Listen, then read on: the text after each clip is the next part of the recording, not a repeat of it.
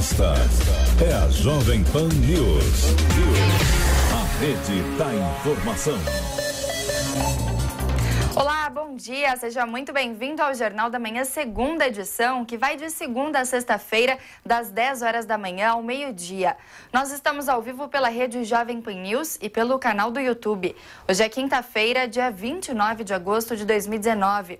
O Produto Interno Bruto brasileiro cresceu 0,4% no segundo trimestre, na comparação com os 3 primeiros meses do ano. Os dados foram divulgados nesta manhã pelo Instituto Brasileiro de Geografia e Estatística, o IBGE. Em valores correntes, o PIB no segundo trimestre de 2019 totalizou 1,780 bilhões de reais. O resultado, embora reforce a leitura de fraqueza da economia neste ano, veio até um pouco acima do esperado e afastou o risco de entrada do país em uma recessão técnica, que é caracterizada por 2 trimestres seguidos de retração do PIB. A alta do Produto Interno Bruto foi puxada principalmente pelos ganhos da indústria, com alta de 0,7%, e dos serviços, com 0,3%. E o Jornal da Manhã, segunda edição, traz também: presidente Jair Bolsonaro aguarda a avaliação de ministérios para definir vetos à lei de abuso de autoridade. Governadores pedem ao Supremo Tribunal Federal que libere R$1 bilhão do fundo da Petrobras para preservar a Amazônia. Ministro do Supremo Tribunal Federal determina que processo sobre o Instituto Lula retorne à fase de alegações finais. Relator da reforma da Previdência lê parecer favorável à proposta e votação do texto na Comissão de Constituição e Justiça fica para a semana que vem. Governo argentino decreta a moratória de dívida com o FMI e fundo promete avaliar impactos da renegociação. Conselho da Organização dos Estados Americanos condena violações dos direitos humanos na Venezuela. Esses e outros destaques você acompanha agora no Jornal da Manhã, segunda edição.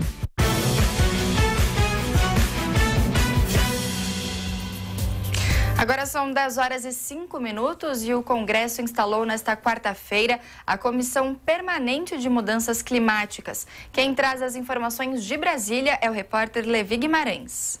Em meio ao atual cenário diplomático ambiental, o Congresso instalou a Comissão Permanente de Mudanças Climáticas. O colegiado, que vai contar com deputados e senadores, existe desde 2008, mas estava inativo desde o ano passado. O colegiado não tem o poder de votar projetos e propostas, mas pode propor medidas a serem tomadas pelo parlamento. O presidente da comissão será o senador Zequinha Marinho, do PSC, e o relator, o deputado Edilásio Júnior, do PSD. Para ele, um dos pontos a serem debatidos é o endurecimento de penas a crimes ambientais.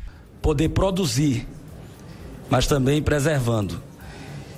As nossas leis com relação ao desmatamento são muito brandas e acho que a gente tem que aprofundar esse debate. Um grupo de 7 ex-ministros do meio ambiente dos governos Collor, Itamar, FHC, Lula, Dilma e Temer se reuniu com os presidentes da Câmara e do Senado para entregar uma carta de reivindicações. O primeiro pedido é que o Congresso paralise todos os projetos que sejam prejudiciais ao meio ambiente, como afirma o ex-ministro Carlos Mink. Ele pede uma moratória ambiental daqueles projetos que prejudicam o bioma amazônico, os povos indígenas e o clima do planeta. O presidente da Câmara, Rodrigo Maia, foi muito receptivo. O documento também pede a realização de audiências públicas com especialistas em proteção ambiental, representantes de comunidades locais, agronegócio e agentes públicos. Para a ex-ministra Marina Silva, daí podem sair soluções para o problema. O presidente dessa casa leve de forma republicana e impessoal, não partidária, para o presidente da República uma proposta robusta que faça com que o Brasil recupere a sua credibilidade. De acordo com os ex-ministros, o presidente da Câmara já se comprometeu a não instalar, por enquanto, a comissão especial para analisar a PEC que autoriza atividades do agronegócio em terras indígenas. A proposta foi aprovada nesta semana pela CCJ. De Brasília, Levi Guimarães. Os presidentes dos países da Amazônia deverão se reunir na semana que vem para discutir uma política única de preservação e exploração da floresta. Mais informações na reportagem de Luciana Verdolin. Presidentes dos países da Amazônia deverão se reunir na cidade de Letícia, na Colômbia, que fica na chamada Tríplice Fronteira do Brasil, Colômbia e Peru. O local do encontro ainda não está confirmado, nem a data anunciada inicialmente pelo presidente Jair Bolsonaro como dia 6 de setembro, mas o encontro deverá acontecer no início do mês. O assunto foi discutido ontem aqui em Brasília pelo presidente brasileiro e o presidente do Chile, Sebastián Piñera, no Palácio da Alvorada. Jair Bolsonaro defendeu a necessidade de se definir ações conjuntas aqui para a região. Estamos reunidos com esses presidentes, exceto da Venezuela, para discutirmos então uma política única nossa de preservação do meio ambiente e bem como exploração, de forma sustentável da nossa região. Ontem o Ministério da Defesa fez um balanço positivo da operação de combate ao fogo na Amazônia, que começou na semana passada. Segundo o IBAMA, o período de incêndios na região é longo, dura em média 2 meses. E o trabalho que está sendo feito nesse momento é de tentar conter os focos. Ainda de acordo com o IBAMA, onde as operações estão se concentrando, os focos estariam realmente diminuindo. Mas isso não significa que não existe mais o problema. O subchefe de operações do Ministério da Defesa, o vice-almirante Ralph Dias, explicou que nesse primeiro momento a ação é para conter os focos de incêndio, mas que também estão sendo apuradas responsabilidades. Essa não é uma operação de combate a incêndio, é uma operação de combate aos crimes ambientais com o propósito de preservar e atribuir uma percepção positiva do país no aspecto mundial. A Polícia Federal já instaurou inquérito policial em Altamira, no Pará, para apurar denúncias em torno do chamado Dia do Fogo, quando teriam sido iniciados de forma criminosa incêndios, principalmente às margens da BR-163. Segundo a Polícia Federal, não há ainda informações desse tipo de ação em uma outra localidade. De acordo com o Ministério da Defesa, o governo brasileiro está analisando também várias ofertas de ajuda financeira para combater os incêndios. O presidente Jair Bolsonaro não descarta ajuda internacional, mas ontem voltou a criticar o posicionamento do presidente da França, Emmanuel Macron, por ele estar levantando, segundo Bolsonaro, a bandeira de defensor do meio ambiente. O presidente ainda voltou a cobrar a retratação do político francês. O presidente brasileiro garantiu que a Amazônia não está à venda e reafirmou o discurso de que não se pode aceitar discussão em torno da soberania nacional. O presidente chileno Sebastián Piñera elogiou a atuação do Brasil no combate às queimadas, ofereceu aviões para ajudar no combate ao fogo e, ao ser perguntado sobre a resistência do Brasil em receber a ajuda financeira do G7, afirmou que muitos países querem sim ajudar nesse momento, o que é positivo, mas que cada país é que deve decidir se aceita ou não a ajuda oferecida. De Brasília, Luciana Verdolin. O governo federal proíbe queimadas durante o período da seca. O presidente Jair Bolsonaro assinou um decreto nesta quarta-feira que suspende a permissão do emprego do fogo por um período de 60 dias em todo o país. O texto será publicado na edição desta quinta-feira do Diário Oficial da União. A medida é uma resposta às crises ambiental e diplomática decorrente das queimadas e do desmatamento na Amazônia.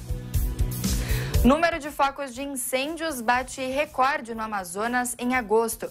Até a última terça-feira, o estado registrou 6.145 focos de queimadas, o maior número desde o início da série histórica, em 1998.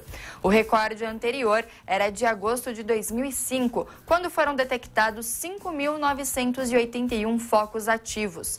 Apesar dos dados, o ministro da Defesa, Fernando Azevedo e Silva, afirmou que a situação está sob controle e que o governo está atuando para encerrar o problema. STF nega pedido dos advogados de Lula para absolver a falecida mulher do ex-presidente dos processos ao qual ela respondia. Após a morte de Dona Marisa Letícia, em 2017, o então juiz da Lava Jato, Sérgio Moro, negou o pedido semelhante. Apenas extinguiu a punibilidade da ex-primeira-dama por ser falecida. No julgamento pelo plenário virtual do STF, apenas o ministro Ricardo Lewandowski votou a favor do pedido da defesa de Lula. E vamos saber agora como fica a previsão do tempo em todo o país com Desirê Brant. A quinta-feira é mais um dia de tempo firme em grande parte do Brasil, o que, na verdade, é bem natural para a época do ano.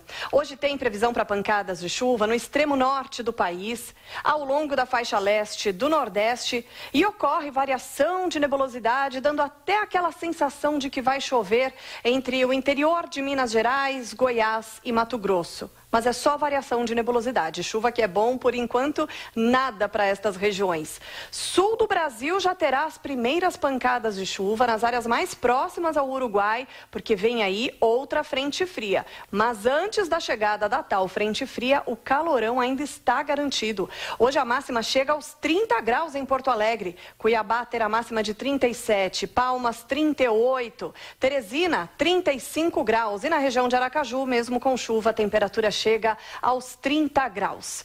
Na capital paulista, o sol aparece mais vezes ao longo do dia e a temperatura chega aos 27 graus. Amanhã esquenta mais. A sexta vai ser de tempo mais aberto e com máxima de 29 graus. No sábado, o calor aumenta. A máxima chega aos 30, até passa dos 30 graus na capital paulista.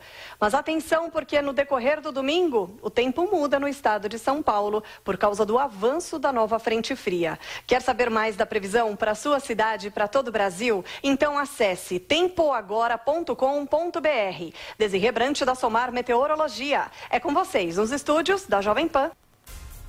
O ministro Gilmar Mendes, do Supremo Tribunal Federal, suspendeu o uso de tornozeleira eletrônica no ex-ministro da Fazenda, Guido Mantega. Vamos acompanhar mais detalhes na reportagem de Natasha Mazaro. O ministro do Supremo Tribunal Federal, Gilmar Mendes, suspendeu o uso de tornozeleira eletrônica pelo ex-ministro da Fazenda, Guido Mantega. A defesa alegou que a medida poderia constranger o ex-ministro por ser figura pública, além de oferecer risco de hostilização. Nesta quarta-feira, Gilmar Mendes suspendeu a decisão do juiz Luiz Antônio Bonar, da 13ª Vara Federal de Curitiba, que havia determinado o monitoramento. Guido Mantega foi alvo de uma operação da Lava Jato, deflagrada na semana passada, que investiga o pagamento de propinas milionárias para ele e para o ex-ministro Antônio Palocci, em troca da edição de medidas provisórias para beneficiar o Grupo Odebrecht. O Ministério Público chegou a pedir a prisão preventiva de Mantega, alegando o risco dele fugir para a Itália, mas teve a solicitação negada pela Justiça. A defesa quer evitar a tornozeleira até que um pedido para suspender toda a ação penal em trâmite na Justiça Federal do Paraná seja analisado. Para os advogados, a competência é da Justiça do Distrito Federal. Ainda nesta quarta-feira, o ministro do STF, Luiz Edson Fachin, também negou a colocação de tornozeleira eletrônica no deputado federal Eduardo da Fonte, do PP de Pernambuco. Ele é réu em uma ação penal da Operação Lava Jato. A Procuradora-Geral da República, Raquel Dodge, pediu que o parlamentar fosse monitorado e submetido ao recolhimento noturno, além de ficar impedido de se comunicar com testemunhas do caso. Para Fachin, as medidas não são necessárias neste momento, já que o processo está em fase final, perto do julgamento.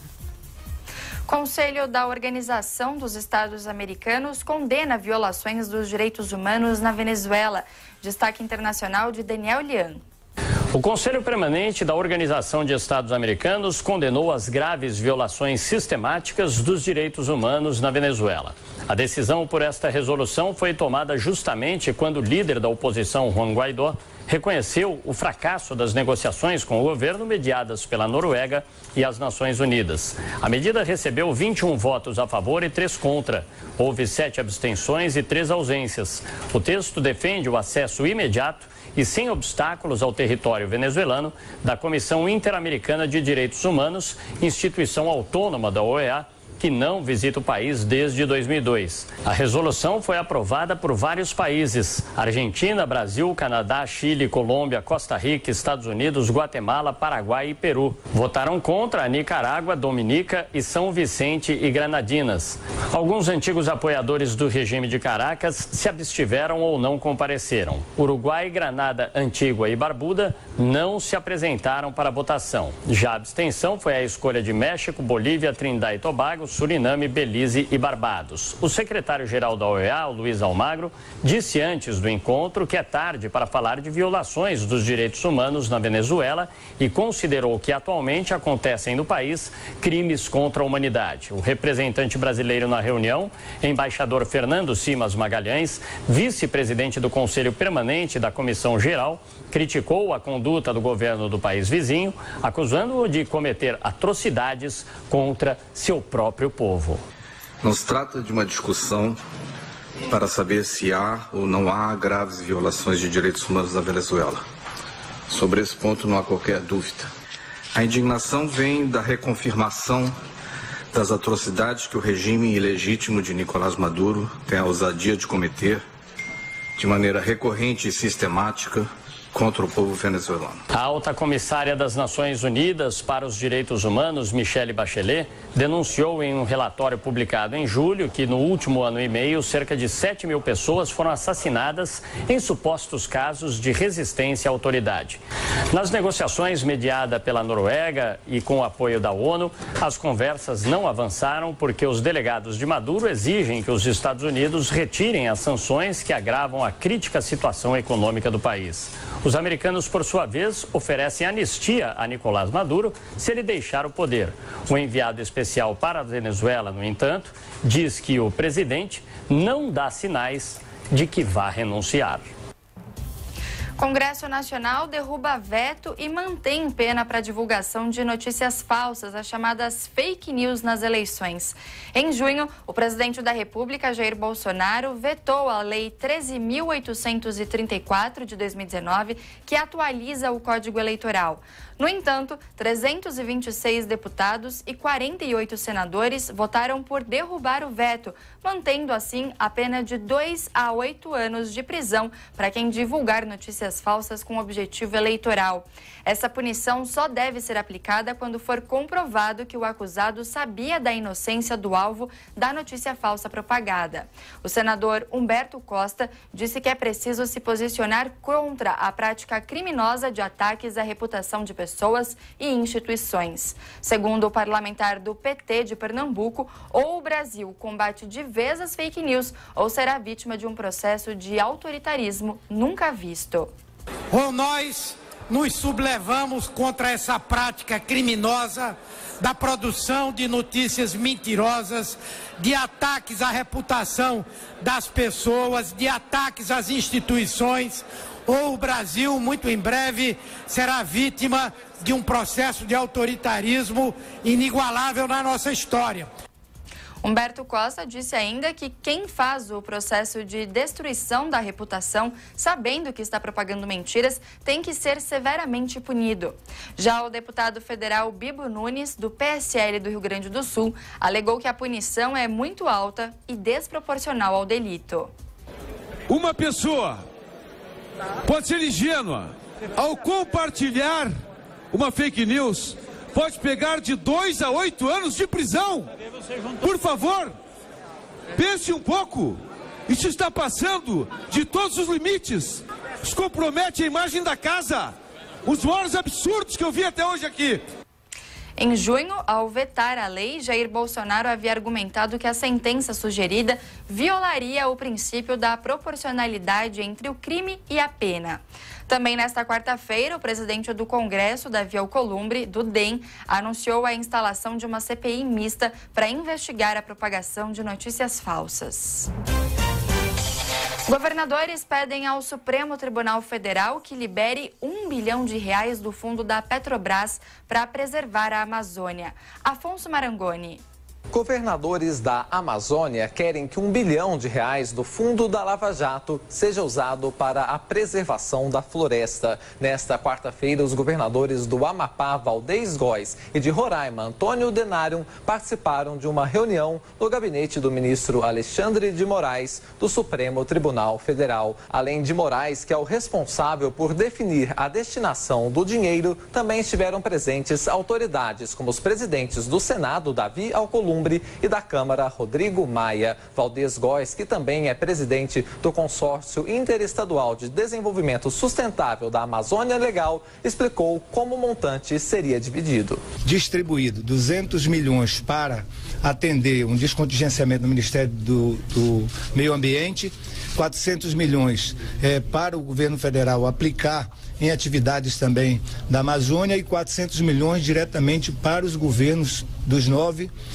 os governos da Amazônia Legal, os 9 estados. No total, o fundo é de aproximadamente 2 bilhões e 500 milhões de reais. O montante é decorrente do valor pago pela Petrobras em um acordo com autoridades dos Estados Unidos no âmbito da Lava Jato. Além desse dinheiro, os governadores da região esperam auxílio financeiro dos países do G7 e do Fundo Amazônia para combater os incêndios florestais. Em relação ao Fundo Amazônia, eles têm defendido que o valor passe a ser gerido pelo Banco da Amazônia, em substituição ao Banco Nacional de Desenvolvimento Econômico e Social. Em resposta, o presidente do BNDES, Gustavo Montesano, afirmou que o banco está à disposição para continuar administrando o dinheiro. Tem total clima para permanecer assim, aqui sim. Então, novamente, o que os clientes propuserem, que eles acordarem, e quando eu falo clientes, os governos internacionais, que são os cotistas, mais o governo federal e os estados, a gente vai acatar. E se eles entenderem que o melhor é continuar aqui no banco, a gente vai ter todo o prazer de continuar prestando serviço. Segundo os governadores da região amazônica, o ministro do Meio Ambiente, Ricardo Salles, que preside o comitê gestor, deve apresentar uma nova proposta de gestão e de prioridades do fundo. Território francês na Amazônia sofre com a exploração ambiental. ONGs que atuam na Guiana Francesa, que faz fronteira com o Brasil pelo Amapá, relatam que a mineração ilegal vem crescendo no local. Segundo dados da Global Forest Watch, o território francês perdeu quase 40 quilômetros quadrados de floresta no último ano. Além dos garimpos, há registros também de homicídios ligados à disputa pelo ouro, além da exploração sexual de mulheres. Câmara instala a comissão especial para debater o projeto que atualiza a lei de improbidade administrativa. O colegiado será presidido pelo deputado Tadeu Alencar, do PSB de Pernambuco, e terá como relator Carlos Aratini, do PT de São Paulo. O ato de improbidade administrativa se refere a casos de enriquecimento ilícito, dano aos cofres públicos ou atitude contrária aos princípios da administração pública. Segundo dados do Conselho Nacional de Justiça, nos últimos 10 anos, houve mais de 18 mil condenações pela prática ilícita. Ministro do Meio Ambiente recebe alta e agradece mensagens de apoio. Ricardo Salles foi internado na madrugada de quarta-feira no Hospital das Forças Armadas, em Brasília, com um quadro de mal-estar. De acordo com o boletim médico, ele permaneceu em observação e realizou exames que apresentaram resultados normais e foi orientado a permanecer 5 dias em repouso. Por volta das 4 horas da tarde, ele recebeu alta e publicou um vídeo nas redes sociais para agradecer as mensagens de carinho e orações recebidas.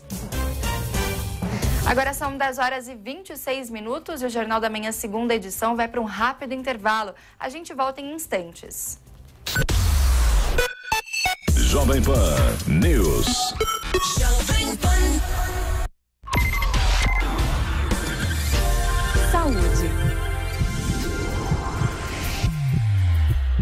Saúde mental e bem-estar. Doutora Camila. Olá, como pais, educamos nossos filhos para fazerem escolhas inteligentes no futuro. Hoje em dia, isso envolve também o uso da internet e das redes sociais. Estabelecer limites faz parte de educar. Portanto, é natural estabelecer regras para os usos das redes sociais. Mas como fazer isso? Bem, proibir o acesso é um caminho rápido, mas não muito eficaz. Dificilmente você vai vigiar o seu filho o tempo todo. Estimular pensamento crítico, ensinar critérios para a tomada de decisão pode funcionar melhor do que tentar controlar o que ele acessa. Reclamar do tempo tempo que ele passa na frente da tela também tem pouco efeito. Por outro lado, incentivar atividades fora do ambiente virtual que facilitem o contato com outras pessoas pode ser um caminho melhor. Dessa forma, não importa quanto tempo ele passe conectado, que outras experiências vão facilitar o desenvolvimento das habilidades sociais. Vale ficar atento ao tempo que você passa nas redes. Te garanto que seu filho presta mais atenção nas suas atitudes do que no que você fala. Outro ponto importante é entender a linguagem usada em diferentes redes sociais. Na comunicação presencial, vemos as reações do outro e podemos inferir intenções que nem sempre são expressas em palavras, por exemplo. Esses sinais nem sempre fazem parte da comunicação virtual. Lembrando que na infância e na adolescência, o cérebro ainda está em desenvolvimento. Portanto, pode ser que seu filho sinta dificuldade para entender conceitos abstratos. E, independentemente de qual rede social usada, quando postamos comentários e fotos, no ambiente virtual eles saem do nosso controle. Claro que podemos deletá-los, mas muitas vezes o dano já está feito. Por isso, é bom ensinar desde cedo que devemos pensar antes de postar alguma coisa. Aqui vale a regra: se você não tem coragem de dizer algo na frente de alguém, não diga isso online. Outras regras podem ser úteis, como garantir que as configurações de privacidade estejam bem definidas e atualizadas. Restringir o acesso ao seu perfil apenas a pessoas que você realmente conhece. Algumas pessoas podem ter opiniões diferentes da sua, mas é preciso tratá-las do mesmo jeito e com o mesmo respeito que você faria pessoalmente. E, em situações de cyberbullying, ao invés de se engajar em discussões, mostre aos seus filhos canais apropriados para denúncia de agressor e que, obviamente, ele deve se comunicar com vocês. Bem, a educação digital foi um pouco do tema que eu queria trazer para vocês hoje. E se tiver alguma dúvida ou quiser sugerir algum tema, escreva para mim, doutoracamila@jovempan.com.br. Até a próxima. Saúde mental e bem-estar. Doutora Camila.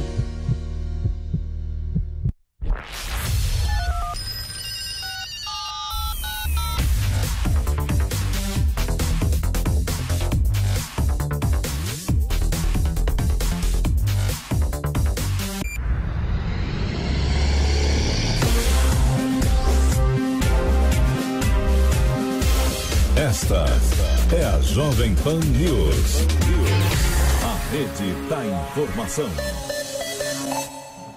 Estamos de volta com o Jornal da Manhã, segunda edição. Agora são 10h30 da manhã e a gente retorna falando sobre o noticiário internacional. O governo argentino decretou moratória de dívida com o FMI e o fundo prometeu avaliar os impactos dessa renegociação.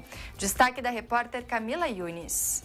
O governo argentino anunciou nesta quarta-feira mais uma nova medida. O ministro da Fazenda, Hernán Lacunza, declarou que irá adiar o pagamento de parte das dívidas a curto prazo do país. A medida, conhecida como moratória, afetaria apenas os grandes investidores, que detêm cerca de 10% dos títulos. O presidente Maurício Macri ainda vai renegociar as dívidas de médio e longo prazo, incluindo a parcela referente aos empréstimos com o Fundo Monetário Internacional. No ano passado, o governo argentino adquiriu uma linha de crédito com o FMI no valor de 57 bilhões de dólares. Em comunicado, o fundo disse entender que o governo tomou medidas importantes e afirmou que se encontrou com autoridades da Argentina e está analisando os impactos da negociação. Segundo Hernán Lacunza, a renegociação será iniciada pelo atual presidente, mas que deverá ser concluída pelo próximo governo. A esse organismo internacional iniciar o diálogo. Inexorablemente deberá concluir en el próximo mandato para reperfilar los vencimientos de deuda con ese organismo internacional. E disse que enquanto houver negociação, os vencimentos iniciais serão respeitados e os pagamentos não serão interrompidos. A Argentina acumulou dívidas de curto, médio e longo prazo e mais da metade está sob o regulamento das leis locais. A ideia de Macri é priorizar os débitos externos e postergar os que estão sob legislação do próprio governo, dos bancos, seguradoras e também dos investidores institucionais. A Argentina vem passando nos últimos anos por uma difícil crise econômica. Ontem, o dólar voltou a ultrapassar a casa dos 60 pesos. Em outubro, a população irá às urnas para decidir quem será o próximo presidente. Maurício Macri está disputando a reeleição, mas quem venceu as primárias foi o peronista Alberto Fernandes. Relator no Superior Tribunal de Justiça vota pela reabertura do caso Rio Centro. O ministro Rogério Cietti votou nesta quarta-feira para que os militares envolvidos sejam julgados pelo atentado à bomba ocorrido em 1981. O voto foi dado no julgamento de recurso em que o Ministério Público Federal tenta reabrir a ação criminal, alegando que se trata de um crime contra a humanidade. A análise do recurso, porém, foi suspensa por um pedido de vista do ministro Reinaldo Soares da Fonseca. Chefe de embaixada brasileira nos Estados Unidos diz que reação internacional sobre a Amazônia é uma histeria injustificada. Em entrevista a uma rádio do governo americano, Nestor Forster defendeu Jair Bolsonaro e disse que culpar o presidente pelas queimadas é desonesto. Para o diplomata brasileiro, parte do problema foi a imagem apocalíptica da floresta queimando, passada ao mundo. Por fim, ele sugeriu que a Amazônia não pode servir apenas para turismo de europeus. Bolívia diz que mais de 85% dos incêndios florestais no país foram controlados. O presidente Evo Morales revelou nesta quarta-feira que o número de focos caiu de 8.000 para 162 em 15 dias de trabalho. As últimas queimadas estão concentradas na região de Chiquitania, entre as cidades de Concepción e San Inácio de Velasco.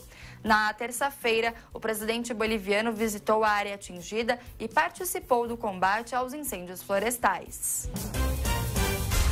Apesar da falta de verba, o Ministério da Ciência e Tecnologia diz que está buscando alternativas para manter o pagamento das bolsas do CNPq.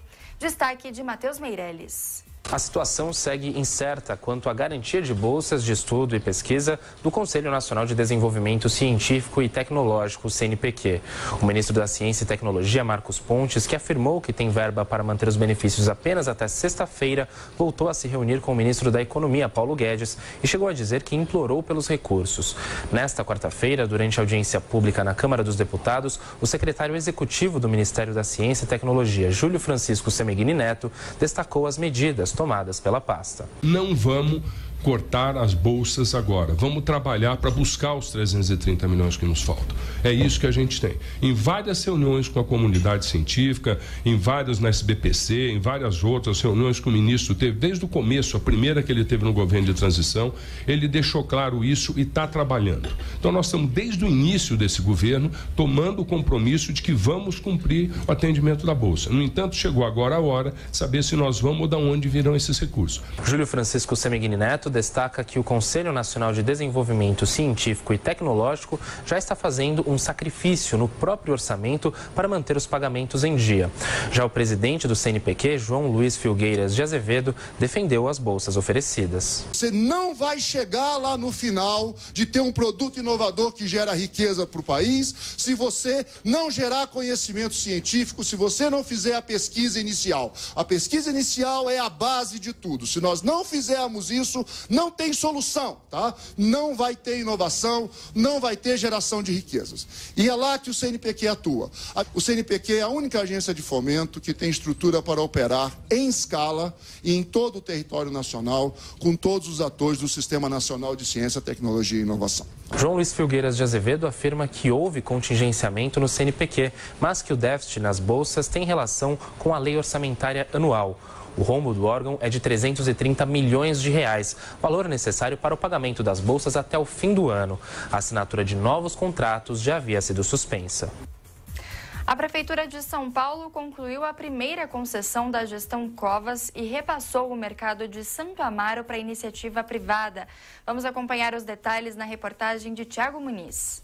A gestão Covas conclui a primeira concessão e assina contrato para repassar o mercado de Santo Amaro para iniciativa privada por 25 anos. O consórcio Fênix, formado pelas empresas Engemon, Hauer, Supernova e Urban Arquitetura e Projetos, assume as operações em 30 dias. O desafio imediato é retirar os permissionários da estrutura provisória montada depois do incêndio que destruiu as antigas instalações em 2017. Os comerciantes estão distribuídos dentro dentro de uma tenda, com fios expostos em toda a parte na área onde ficava o antigo estacionamento. Dentro de 60 dias, eles devem ser realocados para uma outra tenda, onde vão aguardar pela reforma do mercado original, prevista para durar 2 anos. O presidente do consórcio, Marco Alberto Silva, diz que a estrutura atual não tem riscos iminentes, mas que a mudança que será feita pelo grupo vai trazer mais segurança. Nós vamos tirar o pessoal daqui e fazer uma nova instalação, inclusive com prevenção e combate a incêndio na nova tenda.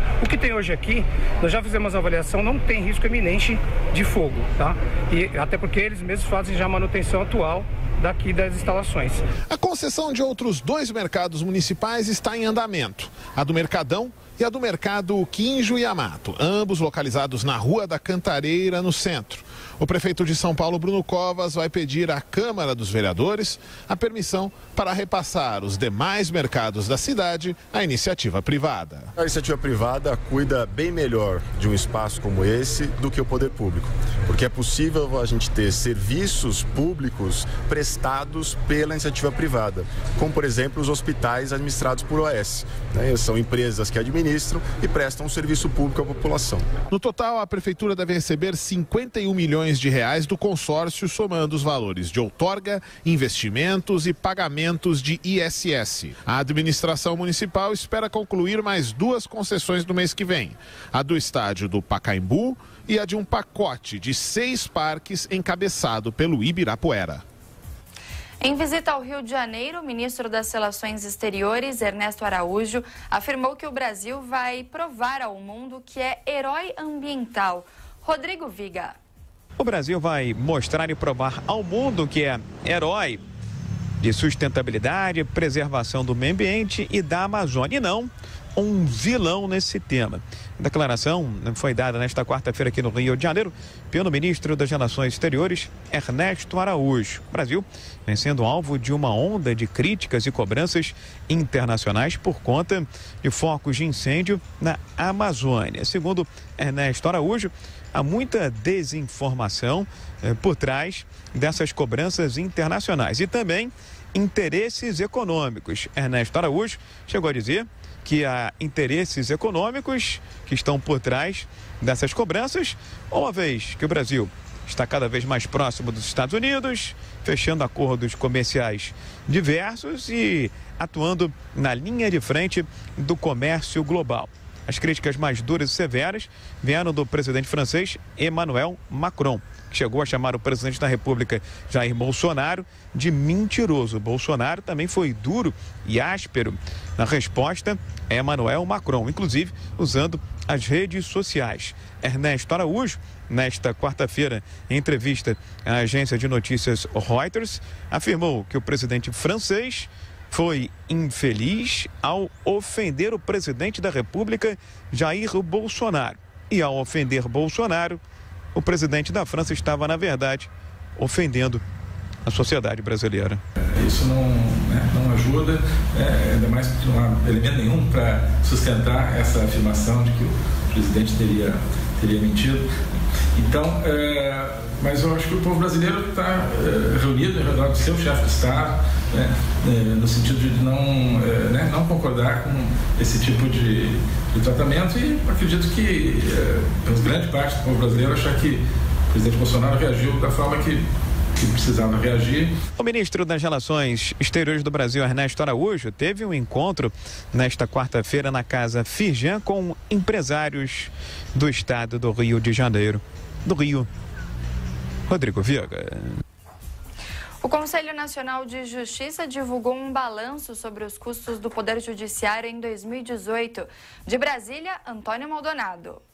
O Poder Judiciário custou ao país nada menos que 93 bilhões 700 milhões de reais em 2018, o que corresponde a 1,4% do PIB brasileiro. Cerca de 85 bilhões de reais, ou 91% do orçamento, foram empregados em recursos humanos, como pagamento de pessoal, terceirizados e, olha só, benefícios. São 450 mil pessoas trabalhando para fazer os conselhos e tribunais funcionarem, sendo mais de 18 mil magistrados, aproximadamente 272 mil servidores e cerca de 160 mil auxiliares. Os 9% do orçamento que não foram gastos com pessoal patrocinaram outras despesas, como serviços de informática que custaram ao Judiciário brasileiro apenas no ano passado nada menos que 2 bilhões e 200 milhões de reais. Apesar do alto custo, o presidente do Supremo Tribunal Federal e do Conselho Nacional de Justiça, ministro Dias Toffoli, lembra da relevância, da importância do serviço prestado pelo Judiciário para a sociedade brasileira. Esse custo é o custo da pacificação social, é o custo para que os contratos sejam respeitados. O contrato de trabalho do cidadão que todo dia pega o transporte dele, vai trabalhar e ele tem um emprego e o patrão sabe que se destratar ele no emprego, ele pode receber uma ação de indenização por dano moral. Se ele não pagar o salário, ele poderá se socorrer da Justiça do Trabalho. Esses dados estão na 15ª edição do relatório Justiça em Números, divulgado nesta quarta-feira pelo Conselho Nacional de Justiça. O documento aponta que o estoque de processos pendentes de decisão diminuiu 1,2% no ano passado, em comparação a 2017. Mas o número de novos processos caiu ainda mais, cerca de 1,9%. 38 milhões e 800 mil processos tiveram baixa, ou seja, foram decididos pelos magistrados responsáveis nas instâncias que tramitavam. Isso representa um aumento de 3,8% na produtividade do Poder Judiciário de 2017 a 2018. E é como se cada magistrado brasileiro tivesse tomado 8 decisões por dia útil ao longo do ano passado.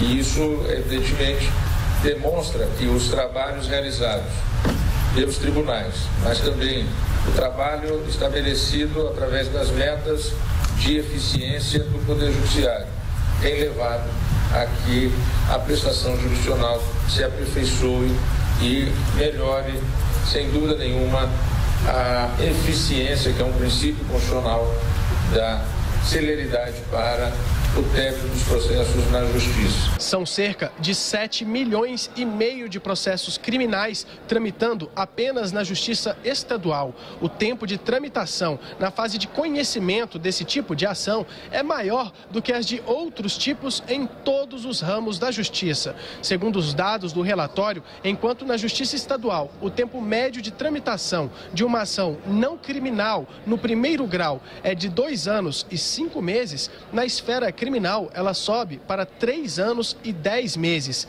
Na Justiça Federal, a primeira instância leva 1 ano e 11 meses para analisar um processo não criminal e 2 anos e 3 meses para ações de outros tipos. De Brasília, Antônio Maldonado. Agora são 10 horas e 45 minutos e a gente continua em Brasília, mas agora para falar com José Maria Trindade, que já está ao vivo com a gente. Zé, bom dia para você. O ministro do Supremo Tribunal Federal, Edson Fachin, decidiu remeter aquela decisão da segunda turma que acabou retrocedendo aí a ação contra Aldemir Bendini para o plenário do Supremo. Quer dizer, agora é uma decisão de todo o colegiado, né? Exatamente, é em nome da segurança jurídica. Olha, Nicole, muito bom dia a todos. Logo depois da decisão da segunda turma do Supremo, em recuar todos os processos onde os delatores tenham apresentado as alegações finais, ao mesmo tempo dos delatados, isso provocou um debate muito grande e uma preocupação na própria Lava Jato. Mais de 30 processos serão cancelados se esta decisão prevalecer, e mais do que isso, mais de 100 réus serão beneficiados, ou seja, terão processos anulados. Mas as contas vão além, mais de 120 processos, levando em consideração os desdobramentos da Lava Jato nos processos em todos os estados. É difícil de fazer essa conta e vai muito além este número de processos que serão cancelados diante de delatores que apresentaram alegações finais junto com os delatados. E qual isso surpreendeu o mundo jurídico por aqui? Porque um delator é, antes de tudo, um réu que colabora com a justiça e, por isso mesmo, terá a prioridade ali de uma pena menor, mas ele continua réu. E se ele não falar por último como manda o Código de Processo Penal, ele também pode pedir a anulação da sentença. Então, é aí que mora a grande insegurança jurídica. Diante disso, o ministro Edson Fachin, que foi derrotado na segunda turma, decidiu mandar ao plenário. Aí os 11 ministros definirão, de uma vez por todas, como fica a jurisprudência. O ministro Edson Fachin saiu na frente até da Procuradoria-Geral da República, que ainda analisava, estava avaliando um outro caso que aconteceu na primeira turma, que teve um resultado diferente, né? Mas agora não. O ministro Edson Fachin usou a sua competência legal e mandou para o plenário. A data de decisão depende do presidente Dias Toffoli, que é o dono da agenda, ele que pauta o plenário principal do Supremo Tribunal Federal. Enquanto isso, fica a insegurança jurídica. A novidade nessa história, Nicole, é que os advogados de plantão aqui fizeram fila no Supremo tentando a extensão da decisão de Aldemir Bendini, né, o ex-presidente da Petrobras, beneficiado por esta decisão da segunda turma. Mas o ex-presidente Lula conseguiu recuo no caso do terreno para o Instituto Lula, só nesse caso. Mas ali não havia sentença ainda, estava pronto para a sentença. Recua as alegações finais. 2 outros casos, Fachin negou. É o caso do triplex, motivo da prisão do ex-presidente Lula, e o segundo é a condenação do caso do sítio de Atibaia. Nada muda, portanto, para o ex-presidente Lula na prática. A grande preocupação da Lava Jato é sobre processos futuros e os que já foram definidos ali como sentença, né? A outra indicação é de que no plenário do Supremo a situação fica mais pró-segunda turma. Isso porque o processo sai com 3 votos da segunda turma e lá encontra o voto do ministro Marco Aurélio, que antecipou, dizendo que o resultado teria que ser por unanimidade na segunda turma, e Dias Toffoli, que a tendência é votar a favor, ou seja, dessa decisão da segunda turma. Então, a ideia aí, as contas, são no sentido do plenário, ratificando o que decidiu a segunda turma de recuar as alegações finais, esses processos. É equivocado, o mundo jurídico está assustado, porque o delator é um réu, antes de tudo, né? Zé, e você estava falando a respeito da pauta, né, de que quem monta essa agenda é o presidente, no caso o ministro Dias Toffoli. Já há alguma previsão, alguma expectativa de data? Ele deve segurar essa pauta para o ano que vem? Deve ficar ainda para esse ano? Qual que é a movimentação por aí em relação a um dia para esse julgamento? Foi tudo muito rápido. A expectativa de ontem, eu conversei com um procurador que dizia que a Procuradoria-Geral da República ia pedir para que o assunto fosse ao plenário. Mas aí o ministro Edson Fachin decidiu levar o assunto ao plenário. Ele pode, inclusive, num julgamento, provocar essa decisão, né, de mesa. Mas ainda não há nenhuma data, ninguém sabe exatamente quando o plenário vai julgar isso. Agora, a expectativa é que seja muito breve, né, porque a insegurança jurídica paralisou muitos processos. E Zé, ontem o presidente Jair Bolsonaro disse que as críticas feitas pelo presidente Emmanuel Macron da França foram porque ele é de esquerda. E aí, Bolsonaro se classificou como de centro-direita. Por acaso essa fala repercutiu aí em Brasília? Olha, muito, mas a ideia geral é de entender o governo Bolsonaro como um todo, como a equipe e como a proposta dele. Ele está dizendo isso, na verdade, porque, em alguns casos, ele tem puxado mesmo, por exemplo, no caso da gasolina, do controle de preços e do seu histórico, né? E até porque esta linha do presidente Jair Bolsonaro coincide com o nacionalismo, coincide com um Estado maior, mais forte, e isso é uma característica de regimes realmente de centro e de esquerda. Mas isso não define muito, não, porque a maioria do governo Bolsonaro é liberal, ou seja, de direita. Ele foi eleito a bordo exatamente de uma campanha assim. Deve ser uma palavra solta ou outra, e isso não significa nada. O que deve ser analisado é o conjunto, o governo Bolsonaro, e o governo Bolsonaro é liberal, sim, e ele tem apoiado essa tendência. E Zé, para a gente fechar, o ministro Sérgio Moro da Justiça e Segurança Pública deve lançar hoje um pacote aí de combate à criminalidade chamado Em Frente Brasil. Qual é a expectativa para esse pacote? Quais devem ser os objetivos dessa medida? Olha, Nicole, o ministro Sérgio Moro, ele chegou no Ministério da Justiça e reuniu o antigo Ministério da Segurança Pública e deu continuidade. É um lado forte do Ministério da Justiça. Ele nomeou nomes ali para a Justiça, está tocando que o Ministério Antigo é o mais antigo do Brasil, o Ministério da Justiça, o número 1, e a segurança pública era a grande demanda e o grande debate do governo Jair Bolsonaro. Imediatamente ele apresentou um projeto anticrime organizado e anticorrupção que está empacado no Congresso Nacional. Isso aí vai funcionar mais como um solavanco nos deputados e senadores para votarem rapidamente este projeto que agradou, inclusive, nas pontas, aos delegados, aos policiais, aos trabalhadores da segurança pública lá na ponta, né? Inclusive, o início, não é considerado o final ainda, de uma segurança jurídica para os policiais que trabalham no dia a dia. Os policiais se queixam aqui, como o capitão Derrite, que é um deputado federal de São Paulo, dizendo que o policial se sente intimidado e temeroso até de usar a arma porque sabe que terá problemas sérios na carreira, terá que, inclusive, que bancar os custos dos advogados com o próprio salário. Então, existem algumas dificuldades. Este pacote do ministro Sérgio Moro visa exatamente acionar a Justiça, a segurança pública e resolver problemas que ainda estão pendentes. Ele, inclusive, prega aí a ideia de que só o governo Bolsonaro já foi o suficiente para dar uma freada.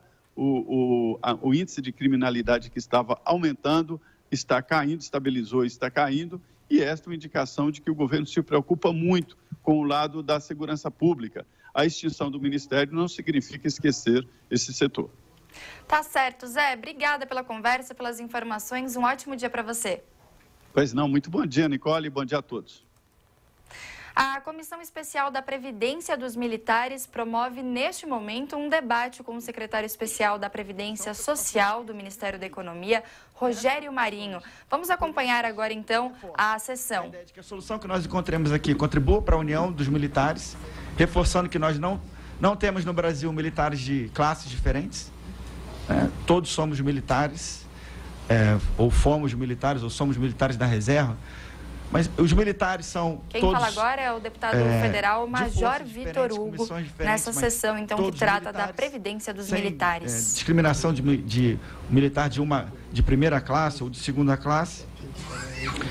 Dentro dessas preocupações políticas ainda, a ideia de que a gente encontre um consenso dentro das polícias militares e dos corpos de bombeiros.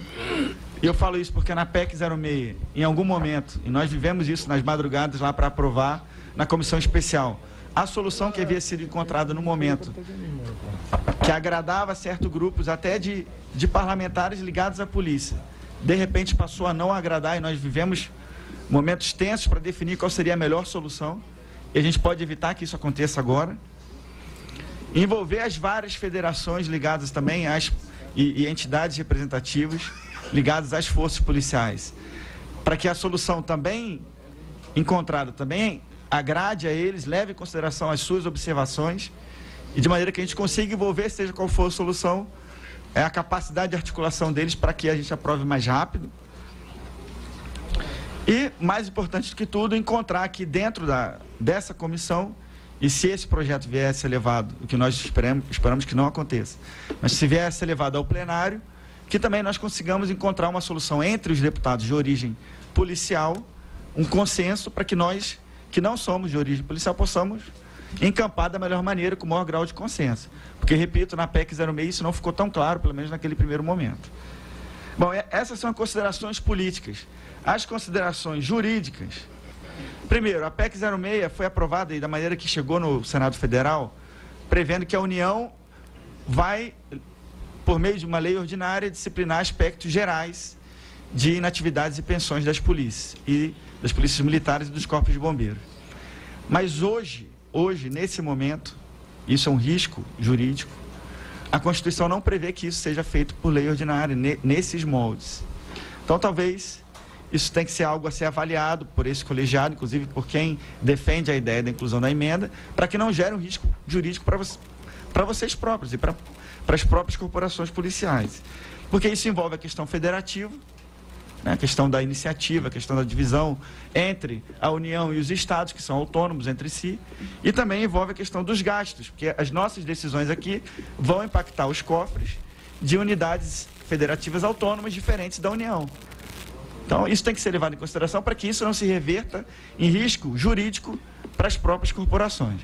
Dito isso, eu acho que é prematuro ainda para a gente chegar a uma conclusão de qual seria a melhor solução, e é por isso que nesse momento nós não encampamos a emenda agora, nesse momento, mas eu quero reafirmar o compromisso da liderança do governo e do governo em achar a melhor solução, de novo, para que as instituições militares permaneçam unidas e para que ao término, ao cabo, nós tenhamos a melhor legislação possível para a proteção social dos militares, sejam estaduais ou federais, e para a reestruturação das carreiras. É isso, muito obrigado. Muito obrigado, deputado Major Vitor Hugo. Palavra de Vossa Excelência pela liderança do governo. Acompanhou então a fala do deputado federal Major Vitor Hugo na Comissão Especial da Previdência dos Militares, que ocorre neste momento na Câmara dos Deputados em Brasília. Do Brasil aqui nesta casa, né? No sentido de encontrar uma saída. E esse tem sido a tônica desde o primeiro momento da instalação da comissão, com a presença de todos os comandantes de polícias militares do Brasil, do Corpo de Bombeiro.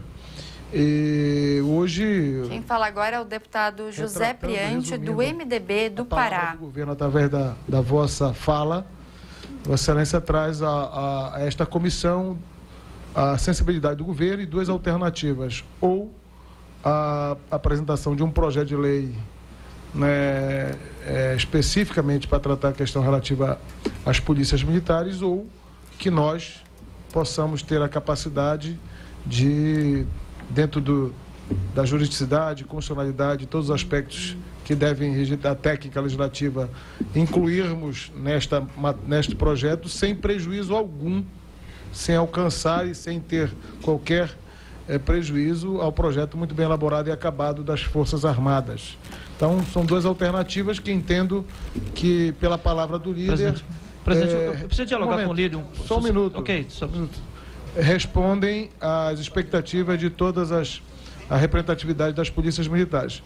Quero ressaltar, inclusive, que uma preocupação também pontuada pela liderança do governo, que traz a preocupação, evidentemente, do governo, de que esta matéria seja e possa ser terminativo nesta comissão.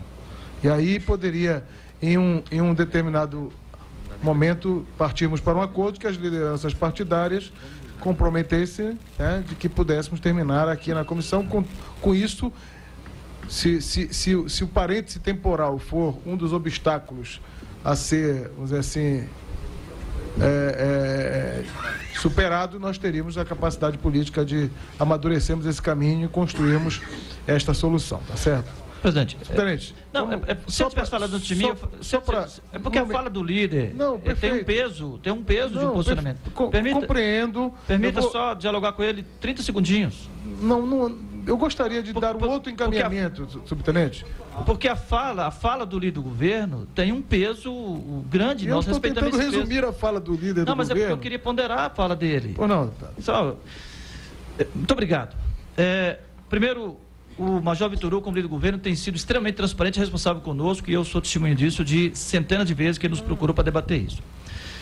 A questão que levantou juridicamente sobre a inconstitucionalidade, a possível inconstitucionalidade da emenda, ela teria o mesmo peso no projeto do governo. Então, o projeto do governo também teria essa mesma questão. Nós não estamos fundamentando a emenda 9 na PEC 06, estamos fundamentando no inciso 21, porque lá já diz que a União legisla também sobre garantias. Então, é um espaço jurídico discutível? Mas só para dizer claro que o espaço jurídico que está dando sustentação para a nossa tese, para a nossa convicção de que a emenda é constitucional, não é a PEC, e sim o texto total da Constituição. Só para dialogar nesse sentido, e por isso nós entendemos que o PL apartado teria o mesmo vício se prevalece para esse, e que politicamente não... Gonzaga, evidentemente que o tema, né, invariavelmente acaba por interseções surgindo. Mas vamos tentar focar aqui hoje na nossa audiência e fica muito claro, resumidamente, a posição do governo através da fala do líder Vitor Hugo. Então eu passo a palavra ao secretário Rogério Marinho para responder aos 3 parlamentares que se manifestaram. Bom, primeiro agradecer aqui as falas, como sempre, generosas dos deputados que falaram há pouco, o Major Olímpio aí com a responsabilidade, como disse o subtenente Gonzaga, o deputado subtenente Gonzaga, né, de representar aqui. Quero, inclusive, ressaltar aqui que o subtenente me ajudou para debelar uma greve no meu estado, né? Só corrigir, meu nome é Vitor Hugo. Vitor Hugo, exatamente. Não, porque todo mundo fala Major Olímpio. Mata o homem, mas não muda o nome, né, Vitor Hugo? Não, mas é bom porque está me promovendo a senador, né? Tá, exatamente. Então, o subtenente Gonzaga esteve lá comigo, viu, Vitor Hugo, no meu estado, me ajudando a debelar uma greve lá, sempre muito solidário. Papel aí de líder associativo, viu, meu amigo? Na verdade, o sindicato já existe de fato, não existe direito, mas de fato já existe. Né? A preocupação aqui da Celina, do nosso capitão Olímpio. Bom, a gente acompanhou agora, então, a Comissão Especial da Previdência dos Militares, que ocorre na Câmara dos Deputados neste momento. Ao longo do jornal, a gente vai atualizando essas informações. Essa comissão conta também com a participação do secretário especial de Previdência Social do Ministério da Economia, Rogério Marinho. Então, ao longo do programa, a gente vai acompanhando essa sessão. Agora são 11h03 e o Jornal da Manhã, segunda edição, vai para um breve intervalo. Até já! Jovem Pan News.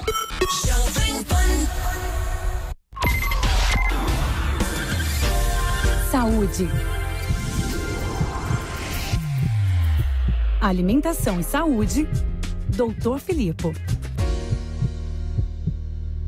Olá, amigos da Jovem Pan, eu sou o Dr. Filipe Pedrinola. Quero falar com vocês sobre anabolizantes. Esse é um tema muito frequente nos consultórios médicos e também no que a gente chama de mercado negro, aquele papo de academia. E existe um risco aí. O que são esses anabolizantes? Na verdade, os esteroides anabolizantes são moléculas, são hormônios derivados da testosterona. A testosterona, que é o principal hormônio masculino. Então, através de uma manipulação química, essa molécula da testosterona, ela é modificada, vamos dizer, colocando um carbono aqui, um hidrogênio ali, de forma que essa testosterona se transforme num éster da testosterona. Por isso são chamados de esteroides anabolizantes. Anabolismo significa crescer. Então, realmente, o uso desses esteroides anabolizantes leva a um aumento de massa muscular, às vezes de uma forma bem rápida. Porém, existem os possíveis efeitos colaterais. Porque o excesso do uso, por exemplo, de um derivado de testosterona, no caso dos esteroides, pode fazer no corpo do homem a compreensão dos testículos que eles podem tirar férias ou podem parar de funcionar. Então isso pode comprometer, se for feito um uso longo, a médio, longo prazo, a função própria do testículo, ao ponto de ter uma atrofia testicular e eventualmente até uma fibrose dessas glândulas,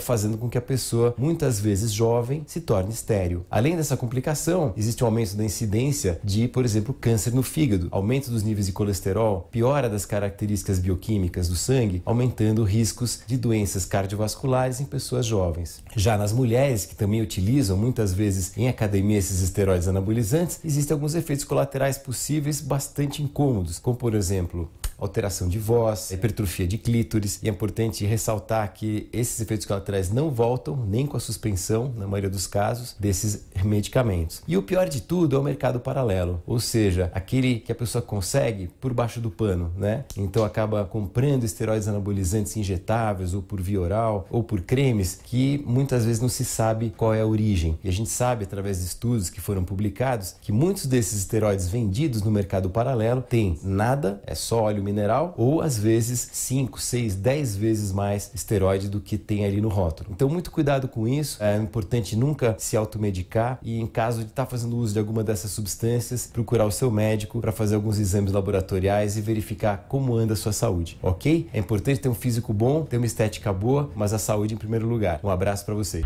Alimentação e saúde, Dr. Filipo.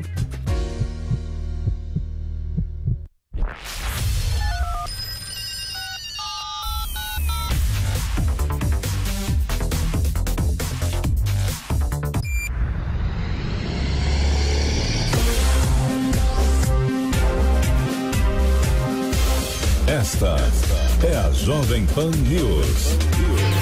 A rede da informação. Estamos de volta com o Jornal da Manhã, segunda edição, e vamos acompanhar agora o comentário de Rodrigo Constantino. Olá, muito bom dia.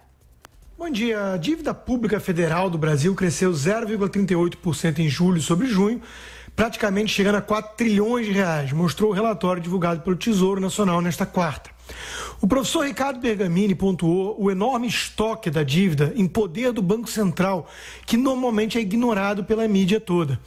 Como sempre, diz ele, a imprensa omite o estoque da dívida em poder do Banco Central no momento de 1,8 trilhão de reais, 25,6% do PIB, sendo essa a parte mais importante da dívida, visto que nada mais é do que uma pedalada oficial, aumento disfarçado de base monetária ou emissão de dinheiro falso, que não existiria se o Banco Central fosse independente, fecha aspas. Ou seja, o governo apresenta um rombo fiscal primário que não encontra demanda no mercado para tampar com emissão de títulos e eles acabam então na carteira do Banco Central. Fosse um BC realmente independente do governo, não aceitaria provavelmente arcar com essa dívida indesejada pelos investidores. Bergamini continua: vejam que essa orgia saiu de 17,9% do PIB em 2010 para 26,3% do PIB em 2018, um crescimento real em relação ao PIB de mais de 47%.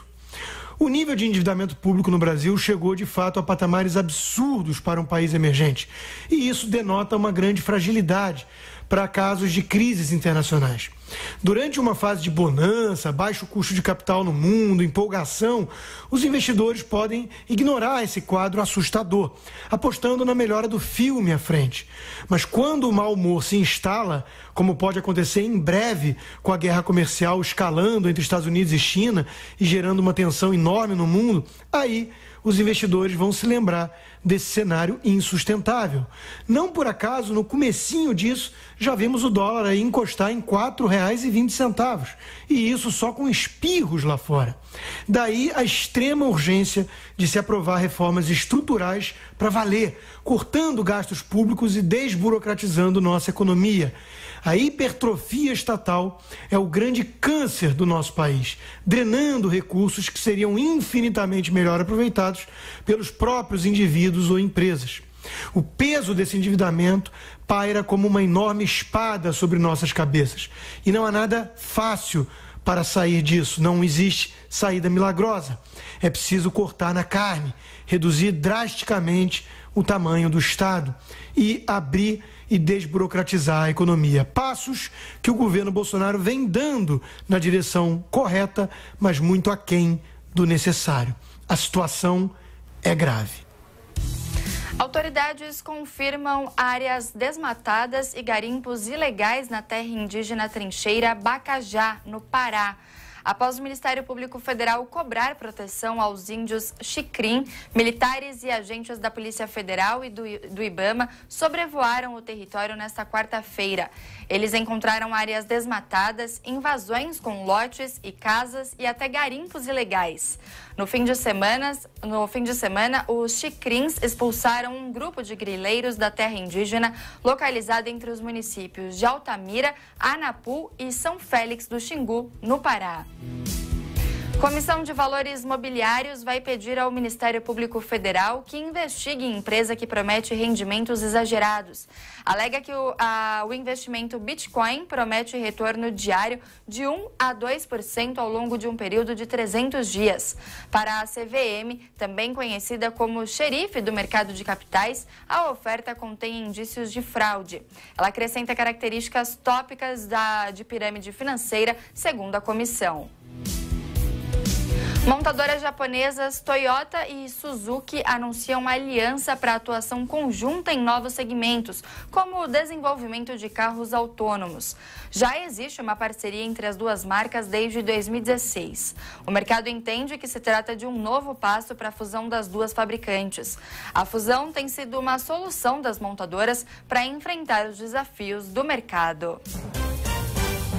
Em depoimento à CPI do BNDES, o doleiro Lúcio Funaro afirmou que recursos do banco podem ter sido usados no financiamento de campanhas eleitorais. Reportagem de Vitória Bel. Em depoimento à CPI do BNDES nesta terça-feira, o doleiro Lúcio Funaro afirmou que recursos do Banco de Fomento podem ter sido usados como parte do financiamento de campanhas políticas.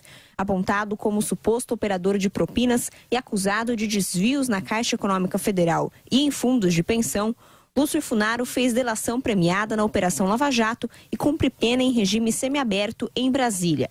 Funaro participou de operações financeiras do grupo JF Bertin e afirmou que parte da propina paga pelas empresas a agentes públicos eram mantidas com repasses da instituição BNDES. Segundo o doleiro, recursos privados e verbas do banco se misturavam no caixa das empresas. Quando uma empresa possui um caixa único, como é o caso aí do grupo JF ou do grupo Bertin, fica difícil você separar o dinheiro que vem do BNDES, do que está no caixa, do que está não sei o quê. Mas, obviamente, se eles pagaram, fizeram doações políticas através de Caixa 2, eles se utilizaram pelo menos de um percentual desses recursos que eram públicos. Aos parlamentares, Funaro afirmou que foram irregulares praticamente todas as operações do grupo JBS, dos irmãos Joesley e Wesley Batista, com instituições financeiras oficiais. Segundo Funaro, a ação dos irmãos Batista contribuiu para destruir pequenos frigoríficos e produtores de gado. A gente vê que ele tinha influência no FGC, na Caixa, no Banco Brasil, no BNDES, só no BASA que eu não vi se ele tinha influência ou não. Mas todos esses órgãos de fomento, ele usou e abusou da sua influência. Lúcio Funaro considerava Joesley como um compadre, mas chamou o antigo parceiro de ladrão por calotes que somam 120 milhões de reais. O deputado federal Altineu Cortes, do PL do Rio de Janeiro, afirmou que a CPI vai pedir a quebra da delação de Joesley para apontar o que o delator ainda está escondendo da justiça. A delação do Joesley Batista, nós vamos pedir a quebra da delação dele na CPI. Ele tem que voltar a ser preso, porque ele continua cometendo crime. E nós já temos aqui várias histórias que nos levam a isso. Por exemplo, a fraude na incorporação do frigorífico Bertin. Joesley e Wesley Batista tornaram-se os maiores produtores mundiais de proteína animal durante os governos petistas no processo de construção dos chamados campeões nacionais com recursos do BNDES. A CPI tentou ouvir os irmãos Batista, mas um habeas corpus concedido pelo Supremo Tribunal Federal livrou os dois de comparecer na comissão. O estado de São Paulo registrou a primeira morte confirmada por sarampo. Vamos acompanhar os detalhes na reportagem de Natasha Mazaro. O estado de São Paulo registrou a primeira morte por sarampo em 22 anos. A vítima é um homem de 42 anos que não tinha tomado nenhuma dose da vacina e possuía vulnerabilidade para infecções. Ele era morador de Itaquera, zona leste da capital, chegou a ficar internado no hospital e morreu no dia 17 de agosto. O homem não possuía o baço, órgão do sistema linfático que ajuda a produzir e armazenar células de defesa do corpo. A cidade de São Paulo contabiliza 1.637 casos confirmados de sarampo, que é altamente contagioso e grave. No estado, já foram confirmados 2.457 casos da doença. Na capital paulista, a campanha de vacinação vai até sábado, dia 31 de agosto. A imunização é voltada para a população entre 15 a 29 anos e crianças entre 6 meses a 1 ano. A Secretaria Municipal da Saúde recomenda que pessoas de 30 a 59 anos tomem pelo menos uma dose da vacina contra o sarampo. Nesta quarta-feira, o Ministério da Saúde informou que, além de São Paulo, mais uma morte está sendo investigada. Seria o óbito de uma criança com menos de 1 ano em Pernambuco. O secretário de Vigilância do Ministério da Saúde, Wanderson Oliveira, disse que a pasta começou a enviar para todos os estados 1.600.000 doses extras da vacina tríplice viral para garantir a imunização de todas as crianças de 6 meses a 1 ano de idade. Nós estamos aqui numa situação também intensa, preocupante, né? Nós estamos buscando e trabalhando para encerrar essa transmissão com a maior brevidade possível, porque nós queremos recuperar e vamos recuperar o certificado de eliminação do sarampo no Brasil. Para isso, a gente conta e estamos trabalhando de forma muito integrada com os estados e municípios. Apesar do surto do sarampo, o secretário descartou a possibilidade de se fazer campanhas de vacinação específicas contra a doença. O Ministério da Saúde também informou que comprou mais 28 milhões de doses da vacina para garantir o abastecimento do país até 2020. Ao menos 12 pessoas morreram em um incêndio em um bar no México. As autoridades suspeitam que a tragédia tenha sido orquestrada por um cartel de drogas. Nani Cox. O incêndio em um bar no estado de Veracruz, no México, pode estar ligado a cartéis de droga. De acordo com testemunhas, 8 homens armados invadiram o estabelecimento atirando. Depois, bloquearam as saídas e atearam fogo no local. O presidente mexicano disse que a situação de violência em Veracruz é fruto do que ele classificou como política de saque. Andrés Manuel López Obrador lamentou a atuação do crime organizado e condenou a conivência de autoridades da região. Es que exista contubernio con autoridades. De acordo com o Obrador, há suspeitas que os criminosos agiram em conjunto com autoridades policiais. Os autores do crime foram presos após o ataque, mas liberados logo em seguida. O estado de Veracruz é um dos mais violentos do país e é usado na rota de transporte de substâncias ilícitas aos Estados Unidos. Também há histórico de extorsões e sequestros de imigrantes na região. O México teme o retorno de uma onda de ataques de grande porte, como aconteceu entre 2006 e 2012, durante uma guerra contra as drogas. Cumprindo uma tradição histórica, caberá ao presidente brasileiro fazer a abertura de mais uma Assembleia Geral da ONU no dia 24 de setembro. Neste ano, o fato gera alguma preocupação entre diplomatas que integram a representação brasileira nas Nações Unidas. Eles receiam que o estilo do presidente Jair Bolsonaro possa causar algum tipo de constrangimento. A recomendação que fazem por meio do Itamaraty é que o presidente meça adequadamente as palavras para evitar acidentes de percurso. Lançamento da candidatura da deputada Joyce Hasselmann à Prefeitura de São Paulo é apenas o início de campanha do PSL para disputar as eleições municipais do ano que vem. O partido do presidente Jair Bolsonaro está em processo de escolha de nomes para disputar cargos de prefeito em Belo Horizonte, João Pessoa e Recife. Mas o plano abrange ainda outras capitais do país. Bolsonaro deve entrar nas campanhas para apoiar candidatos do PSL, mas não em cidades onde candidatos de outros partidos aliados estejam na disputa. Superintendente da Polícia Federal no Rio de Janeiro deve ser mandado para fora do país. Por decisão da cúpula da corporação, o delegado Ricardo Saad será enviado à Europa para atuar na Europol, a Força de Segurança da União Europeia. A mudança acontece depois de declarações do presidente Jair Bolsonaro, que ameaçou substituir o superintendente por problemas de produtividade. O cargo para o qual Saad foi indicado ainda tem que ser confirmado pelo Congresso. Na Itália, o antigo primeiro-ministro Giuseppe Conte foi reconduzido ao cargo para evitar uma nova eleição na Itália. Renan Porto. Na Itália, partidos rivais chegaram a um acordo sobre a construção de um novo governo e evitaram que novas eleições fossem convocadas. Depois de dias de tensão, o Partido Democrático de centro-esquerda e o antissistema Movimento 5 Estrelas concordaram com o nome do antigo primeiro-ministro Giuseppe Conte para reassumir o cargo e liderar a coalizão. Conte não era a primeira opção dos democratas, mas depois que o 5 Estrelas ameaçou abandonar as negociações nesta terça-feira, caso o nome dele não fosse aprovado, não houve alternativa. O prazo para que os partidos chegassem a uma resolução sobre o novo governo foi adiado pelo presidente Sérgio Mattarella algumas vezes antes que a data final fosse imposta nessa quarta-feira. O acordo frustra Matteo Salvini, líder do partido A Liga de extrema-direita, que defendia a realização de novas eleições com o objetivo de se tornar o premier.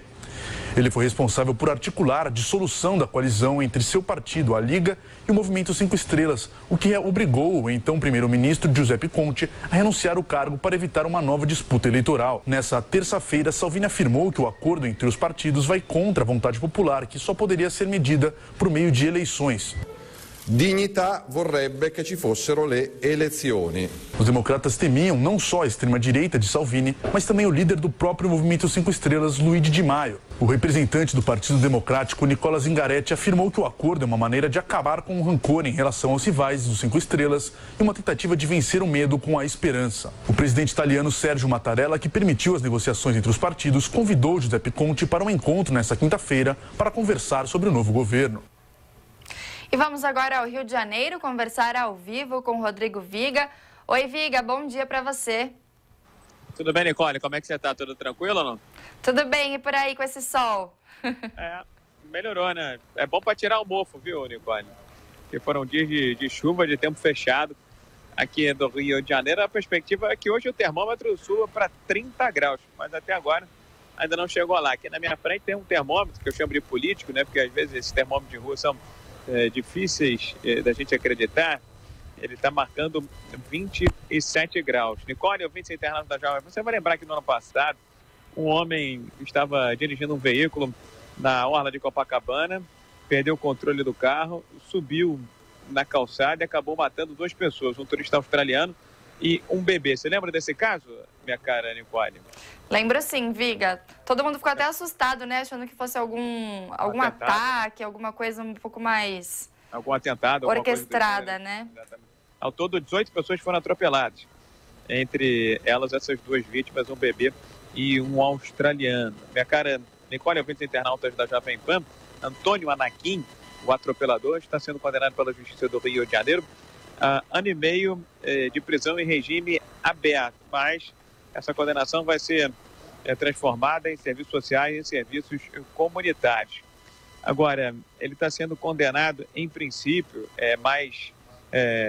uma condenação, porque outras devem vir, porque ele foi denunciado por homicídio, né? Mas nesse caso, ele está sendo condenado pela Justiça do Rio de Janeiro por ocultação de informação. Sabe por quê, Nicole? Porque ao fazer a prova de habilitação, né, no Detran, para tirar a carteira de motorista, chama ele de carta de motorista em São Paulo, ele ocultou das autoridades que sofria de epilepsia. E se assim fosse, teria problemas, restrições para conduzir veículos de passeio. Como não revelou ao Detran aqui do Rio de Janeiro, na hora de fazer a prova de habilitação, que tinha e padecia do problema de epilepsia, ele está sendo condenado por ocultação de uma informação bastante preciosa. Afinal de contas, quem sofre de epilepsia pode ter um ataque epilético a qualquer momento, isso comprometer se estiver à frente, estiver conduzindo um carro, né, minha cara Nicole? É verdade, Viga. E os outros processos por homicídio ainda estão rolando ainda. Exatamente. Essa é apenas a primeira condenação, talvez ele seja condenado. Agora vai depender da justiça, como é que ela vai se manifestar, como é que ela vai se pronunciar. Já que falamos aí de Copacabana, a polícia do Rio de Janeiro está analisando imagens de circuitos de segurança, viu, Nicole, ouvintes internautas da Jovem Pan, ali da região de Ipanema, para tentar identificar os autores do assassinato de um chinês que estava com um amigo na altura do posto 9. Os 2 foram atacados a facadas. Um deles, o Shang Yang, morreu e o outro está ferido, internado no Hospital Miguel Couto, na região da Zona Sul do Rio de Janeiro. Eu lembro, ouvinte da Jovem Pan, que também esse ano um turista chileno estava no entroncamento ali, na divisa entre Copacabana e Ipanema. Ele também foi atacado a facadas por um suposto ambulante, mas esse, felizmente, conseguiu safar. Saíram os dados do PIB, viu, minha cara Nicole? Surpresa, viu? Surpresa positiva. Surpresa positiva, era isso que eu ia falar, Viga. Ainda bem que foi positiva dessa vez. Porque a média de expectativas do mercado era de um crescimento na faixa de 0,1, 0,2%. 0,1, 0,2% é muito pouco ou quase nada, né, Nicole? Mas o PIB veio por cima, veio a 0,4%. Para que se tenha uma ideia, para segundos trimestres, é o melhor resultado desde 2013. Amigos ouvintes internautas da Jovem Pan, o que dá para dizer, depois de explicações dadas aqui na sede do IBGE, é que a economia brasileira está num processo de recuperação lenta e gradual. Afinal de contas, a economia foi ao fundo do poço no biênio 2015 e 2016, e para a gente mensurar e medir bem aí o que representa um uma recuperação lenta e gradual, hoje a economia brasileira está produzindo o equivalente em termos de bens e serviços ao que produzia em 2012, ou seja, há 7 anos. Mas vem trimestre após trimestre, lentamente, de forma gradual, recuperando as perdas e quando a economia foi ao fundo do poço no biênio 2015-2016. O grande destaque, na minha avaliação, desse segundo trimestre foi a construção civil. A gente só ouvia falar, em obras abandonadas, obras atrasadas, demissões de empregados, uma letargia, uma paralisia danada na construção civil. Mas ela, depois de 20 trimestres consecutivos, viu, Nicole, voltou a crescer na comparação interanual. O PIB cresceu 0,4% ante o primeiro trimestre e 1% em relação ao segundo trimestre do ano passado. O economista do IBGE, Cláudia Dionísio, diz que mesmo com essa recuperação lenta e gradual, não dá para dizer que é uma recuperação consolidada da economia brasileira, uma vez que no primeiro trimestre o PIB tinha caído, agora com dados revisados, 0,1%. Vamos ver e ouvi-lo aqui na Jovem Pan. 0,4, 0,2, 0,3 são próximos, né? E aí, no caso, a construção, como são 20 trimestres seguidos, também não dá para cair eternamente. Alguma hora ela vai crescer.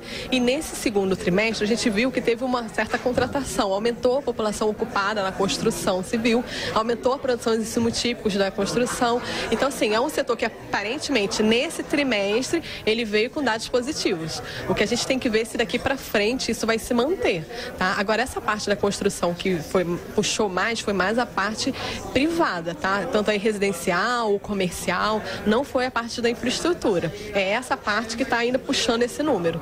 Então a gente tem que ver daqui para frente como é que vai se comportar. E para fechar, Claudinha, se não fosse setor extrativo, o PIB seria ainda maior, né? Se não fosse o extrativo, a gente teria sido um pouquinho melhor, mas à medida que o extrativo puxou esse número para baixo, já são 2 trimestres em queda, né? Então ele neutralizou de uma certa forma, né, esse desempenho positivo da indústria da transformação e da construção. A indústria com certeza tinha sido muito melhor se não tivesse tido esse desastre aí no final de janeiro de 2019. Ou seja, viu, Nicole, Brumadinho tem efeitos negativos. Primeiro, é claro, para a população lá da região de Minas Gerais e para a economia brasileira. O setor extrativo teve um peso significativo no resultado do PIB, puxou o PIB para baixo. E se não fosse o setor extrativo, Nicole, ouvintes internautas da Jovem Pan, na comparação interanual, em vez de um crescimento de 1% do PIB, o crescimento teria sido de 1,3% na atividade econômica, Nicole. Tá certo, Viga. Obrigada pelas informações. Um bom trabalho aí para você no Rio. Para você também. Eu comecei falando com o sol na lata, no rosto, né? Cadê o sol? Está encoberto pelas nuvens. Mas dá para reclamar, não. O termômetro agora 28 graus. Bom dia, Nicole. Obrigada, Viga. Igualmente. E agora são 11h30. A gente vai para um rápido intervalo e daqui a pouco nós estaremos de volta. Jovem Pan News. Jovem Pan. Saúde. Corpo, mente e espírito. Dr. Zeballos. Olá, queridos amigos da Jovem Pan. Hoje eu quero fazer um esclarecimento que as pessoas confundem muito. Elas confundem a asma com a inflamação do brônquio, uma bronquite, em função da estação do ano. Então chamam a bronquite reacional sazonal. Por que é importante diferenciar isso? Porque o tratamento é totalmente diferente. Então não é todo mundo que está chiando, que está com aquele peito gatinho, que é porque tem asma. A asma é quando o que desencadeia essa resposta, essa inflamação, é uma substância que a gente chama de alérgeno. É o pó daquele casaco que está fechado que você vai usar no inverno. Esse pó desencadeia uma crise de asma, além de a gente saber que a asma tem um fundo emocional muito grande para desencadear as crises. No entanto, a bronquite reacional sazonal, ela ocorre quando o clima está muito seco, ela ocorre quando o ar está muito poluído, e esse ar seco e poluído promove uma reação do seu brônquio. Quando a pessoa fuma também, ela tem uma bronquite em função da agressividade do cigarro, e aí o efeito final é o mesmo, que é o fechamento dos brônquios e dá aquele chiadinho. Qual a importância disso? Não tinha que ter coçado ali, né? Então, o que acontece? Apesar da origem da asma ser alérgica, e da origem da bronquite em função da estação do ano, do clima seco e poluído serem diferentes, são duas origens distintas, a reação final é igual, que é fechamento do brônquio. Esse fechamento do brônquio, numa situação, é um tratamento diferente de uma situação cujo o fechamento do brônquio é alérgico. Então, o que se faz? Eu vou explicar para vocês. A natureza, imagina que nós estamos nos afogando. A natureza é sábia. A primeira coisa que ela faz é fechar o brônquio e produzir muco. Qual é a consequência disso quando você está diante de um clima seco e poluído? Você produz muito muco, não ventila, aí vem as complicações que são sinusite, pneumonia, uma rinite mais intensa e até hemorragia nasal. Então é muito importante você saber, individualiza a medicina, vai no seu médico, mas você saber diferenciar o que é alergia, que é a asma e rinite alérgica, do que é bronquite sazonal. O tratamento é muito diferente. Às vezes um ou outro remédio a gente usa o mesmo para diminuir a reação, tanto na asma quanto na bronquite reacional. Espero que tenha ficado tudo claro. Eu sou o Dr. Zeballos. Aproveite seu dia. Saúde. Corpo, mente e espírito. Dr. Zeballos.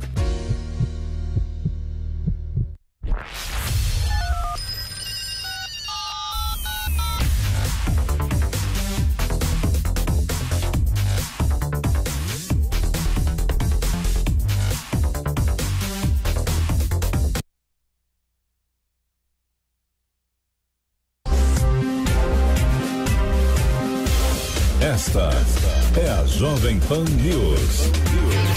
A rede da informação.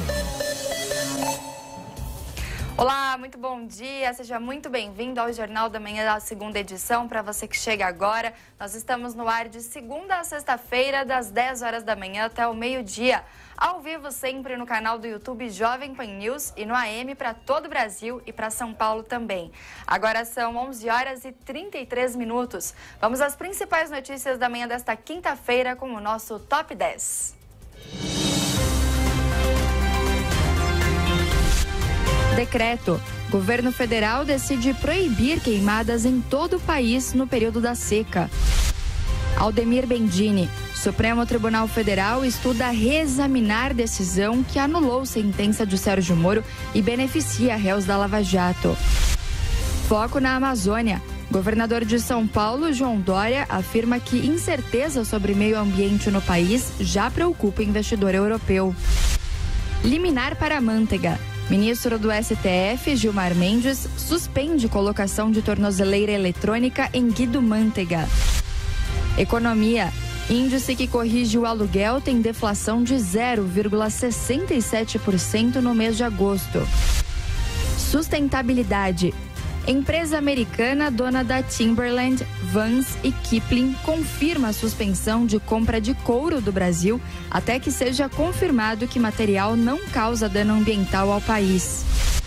Combate às chamas. Bolívia anuncia que extinguiu 85% de incêndio florestal de grandes proporções. Venezuela. Governo dos Estados Unidos oferece anistia a Nicolás Maduro se ele deixar o poder voluntariamente. Política de Macri. Argentina deixa de pagar a credores no prazo e tenta renegociar dívida com o FMI. Sérgio Mattarella. Presidente da Itália confirma a coalizão e reconduz formalmente Giuseppe Conte ao cargo de primeiro-ministro. O presidente Jair Bolsonaro aguarda a avaliação de ministérios para definir vetos à lei de abuso de autoridade. De Brasília, Luciana Verdolim. O presidente Jair Bolsonaro deverá esperar até o prazo final, que é 5 de setembro, para se posicionar sobre a questão dos vetos ao projeto de lei aprovado pelo Congresso Nacional, que trata do abuso de autoridade. O porta-voz da presidência, Rego Barros, explica que o presidente ainda aguarda pela avaliação dos ministérios antes de tomar uma decisão final. Ocorrerão vetos. Na totalidade ou alguns vetos, ele ainda terá que analisar a partir, como eu disse, de uma assessoria dos ministérios, da parte jurídica aqui da Secretaria-Geral, e vai tomar a decisão, como ele também mesmo disse, com a consciência e com a justiça necessária para atender às demandas da sociedade, do Congresso e, em especial, dele próprio. Líderes do governo e entidades que representam juízes, auditores, policiais, procuradores e promotores sugeriram ao presidente Jair Bolsonaro 10 vetos à proposta aprovada pelo Congresso Nacional que trata do abuso de autoridade. O ministro da Justiça, Sérgio Moro, tem ressaltado que é preciso garantir que a proposta não interfira em investigações. O próprio presidente ressalta que não concorda, por exemplo, com a possibilidade de prisão para policiais que utilizarem algemas no momento da prisão, quando não houver resistência. A líder do governo no Congresso, a deputada Joyce Hasselmann, ela explica que o presidente estaria ouvindo muito e fazendo as ponderações necessárias. Se eu vetar tudo, eu crio um problema com parte do Congresso. E, obviamente, a população, né, vai aplaudir. Se eu não vetar nada, eu crio um problema com a população. Então, ele está ponderando muito. O líder do governo na Câmara, o deputado Vitor Hugo, defende a necessidade de alguns vetos. Ele admite, no entanto, a decisão não será nada fácil. Ele quer manter uma boa relação com o parlamento, até porque foi deputado federal por 28 anos, né, e respeito, como nós respeitamos, eu faço questão de reforçar isso, a maioria que foi formada, ou todas as maiorias que são formadas em torno das teses no parlamento, porque os mesmos deputados que votaram o projeto de lei de abuso de autoridade, também parte deles apoiou o governo ou o país na aprovação da reforma da Previdência, e nós contamos com esse apoio para as reformas seguintes. O deputado admite que, apesar dele não acreditar na derrubada de possíveis vetos lá no Congresso Nacional, não é possível ter essa garantia. Mas ele ressaltou que é preciso evitar que a lei acabe inibindo a ação das autoridades. O objetivo do governo nesse momento é evitar passar a imagem de que estaria enfraquecendo o combate à corrupção. De Brasília, Luciana Verdolim. O Senado adiou para a semana que vem a votação da PEC que altera o acordo de cessão onerosa. Ainda em Brasília, a gente vai com a reportagem agora de Levi Guimarães. O Senado adiou a votação da PEC que distribui a estados e municípios parte do valor arrecadado com a venda dos direitos de exploração do pré-sal. A matéria seria deliberada nesta quarta-feira, mas não foi possível devido à sessão conjunta do Congresso, que durou até tarde da noite. A proposta altera o acordo chamado de cessão onerosa, que a Petrobras assinou com o governo para poder explorar 5 bilhões de barris de petróleo, mas cedeu em parte dessa quantidade, que será leiloada. A estimativa do governo é arrecadar 106 bilhões de reais com os leilões dos direitos sob o pré-sal a outras empresas. Estados e municípios devem ficar com cerca de 36 bilhões de reais, como explica o relator, senador Cid Gomes, do PDT. O governo federal tem uma dívida com a Petrobras, daria em torno de 36 bilhões de reais. Então, 106 menos 36 daria 70. Desses 70, 30% deles seria reservado a estados e municípios. 15% para os estados e 15% para os municípios. O relatório foi aprovado nesta quarta-feira pela Comissão de Constituição e Justiça. Por ser uma PEC, precisa ser aprovada em 2 turnos, com no mínimo 49 votos, mas existe acordo entre os senadores para aprovação sem dificuldades, como afirma o relator. Há um entendimento com as lideranças para que seja votado na primeira sessão, a previsão era hoje, e em seguida o primeiro turno, um requerimento de quebra de interstício e na sequência o segundo turno. A PEC da distribuição dos valores da cessão onerosa é a primeira de 7 propostas para alterar o chamado Pacto Federativo, buscando melhorar a arrecadação de estados e municípios e equilibrar a distribuição de recursos entre os entes federativos. No pacote também estão propostas como a partilha do valor do Fundo Social do Petróleo, a prorrogação do pagamento de precatórios e alterações na chamada Lei Candir. De Brasília, Levi Guimarães. O ministro do Supremo Tribunal Federal, Luiz Edson Fachin, determinou que o processo sobre o Instituto Lula retorne à fase de alegações finais. Afonso Marangoni. O ministro Luiz Edson Fachin, do Supremo Tribunal Federal, determinou que o processo do caso do Instituto Lula retorne à fase de alegações finais. A ação na qual o ex-presidente Lula é réu estava prestes a ser julgada na 13ª Vara Federal em Curitiba pelo juiz Luiz Antônio Bonar, que substituiu o ex-juiz Sérgio Moro. Agora a justiça vai ouvir primeiro os réus delatores e depois os réus delatados. O processo apura o recebimento de 12.500.000 reais em propinas da Odebrecht para a aquisição de um terreno destinado à construção do Instituto Lula e a compra de um apartamento em São Bernardo do Campo. Fachin tomou a decisão um dia após a segunda turma do Supremo anular por 3-1 a condenação de Aldemir Bendini, ex-presidente da Petrobras e do Banco do Brasil. Em entrevista ao programa Os Pingos nos Is nesta quarta-feira, o procurador da República, Ailton Benedito, disse que o entendimento vai contra resolução anterior da primeira turma da Corte. Posicionamento da primeira turma do Supremo Tribunal Federal que diz claramente: a mera inversão da ordem da apresentação de alegações finais não constitui causa de nulidade. Também nesta quarta-feira, o ministro Luiz Edson Fachin remeteu ao plenário do Supremo um processo que discute justamente a ordem das alegações finais de réus delatores e delatados. O pedido de habeas corpus enviado para discussão no plenário é do ex-gerente de empreendimentos da Petrobras, Márcio de Almeida Ferreira, condenado por corrupção e lavagem de dinheiro. Fachin disse que o caso deve ser analisado pelo plenário, afirmando ser preciso preservar a segurança jurídica e a estabilidade das decisões do Supremo, uniformizando o entendimento das duas turmas. Lava Jato diz que se caso Bendini for estendido a todas as ações penais, poderão ser anuladas 32 sentenças, envolvendo 143 dos 162 réus condenados.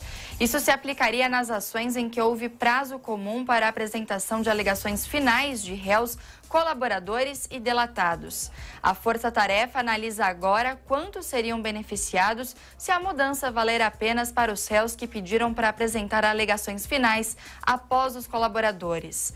A segunda turma do STF anulou a condenação do ex-presidente da Petrobras, Aldemir Bendini. O ex-executivo foi preso em 2017, acusado de receber 3 milhões de reais em propina da Odebrecht. A procuradora da República, Taméa Danelon, contesta a decisão do Supremo Tribunal Federal e a classifica como preocupante.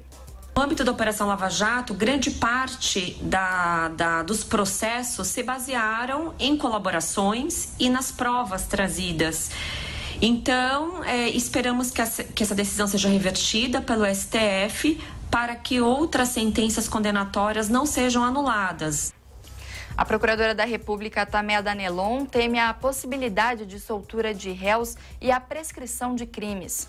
O advogado Antônio Carlos de Almeida Castro, o Cacai, que defende envolvidos na Lava Jato, considera a decisão do STF importante. Se o delator fala ao mesmo tempo que a defesa, como no caso enfrentado pela segunda turma do Supremo, é claro que há uma violação da Constituição que diz que a defesa tem que ser exercida na sua plenitude, ou seja, se manifestar tão somente após o completo conhecimento do que está feito pela acusação. Antônio Carlos de Almeida Castro acha que outras sentenças semelhantes também serão anuladas. O criminalista Fernando José da Costa ressalta que existe todo um ordenamento jurídico a ser seguido.